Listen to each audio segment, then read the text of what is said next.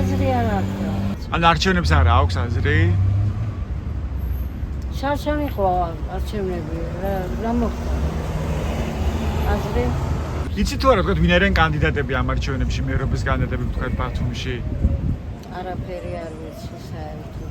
საწყენოა რომ უდანაშაულო ბავშვებს ეს როგორ ავხსნა. მათაც ხომ შვილები ყავან ხალხო. რატო იქცევიან ასე? ჩვენი ქართველობა ასეთები არის. ფულად არიან ეს ბავშვები. მათი ცხოვრებისეულზე იმასობიან. მაგათ ხომ ცუდი არაფერი არ გაუკეთებია. კაცი არ ერთადერთი ჩვენი ხელისუფლება არის რომ კვლელება რო ხდება, იმათ საერთოდ არ ასამართლებიან და ხელს იქნებიან.